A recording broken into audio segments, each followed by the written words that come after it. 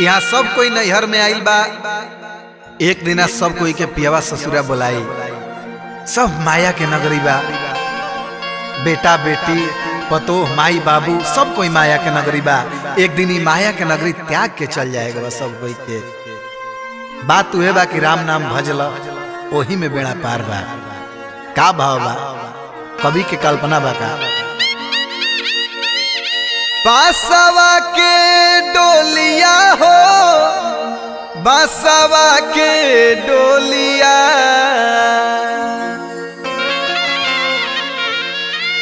बासवा के डोलिया हो बासवा के डोलिया सबके जाए खाती मिली।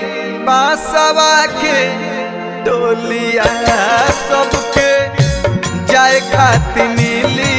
बासवा के डोलिया बासवा के डोलिया हो बासवा के डोलिया बासवा के डोलिया हो बासवा के डोलिया सबके जाए खाती मिली।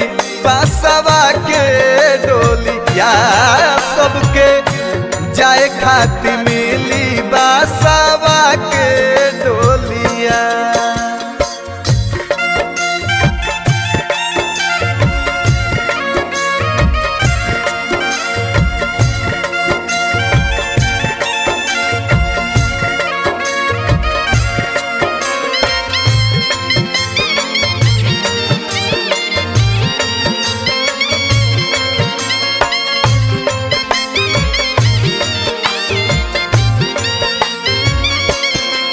सब कोई के एक विधि चल जाए के बाद सब माया के नगरी बा।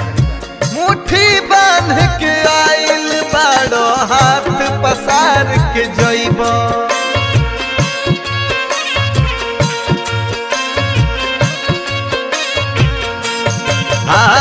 वादा खिलाफी कोइल ई हवा उ हवा का बतलइब।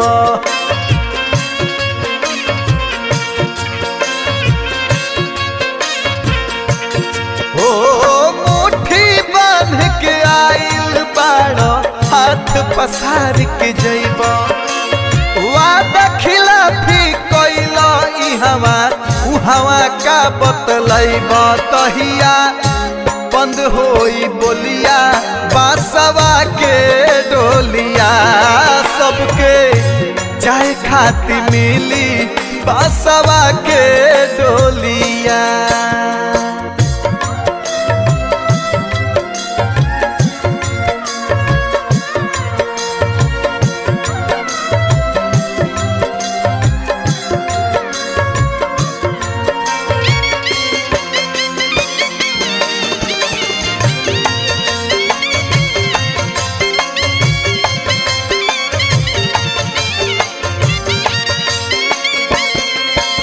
न्यायाधीश मधुसूदन सगरो सुन के न्याय सुनई है।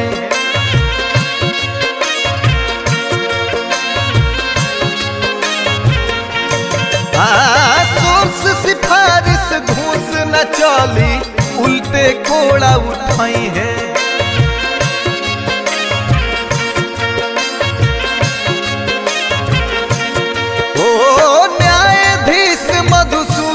सगरो सुन के न्याय सुनई है।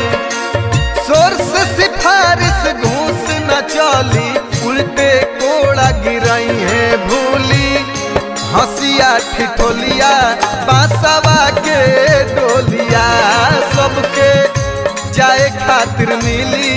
बासवा के डोलिया बासवा के डोलिया हो बासवा के डोलिया बासवा के डोलिया हो बासवा के डोलिया सबके जाए खाती मिली।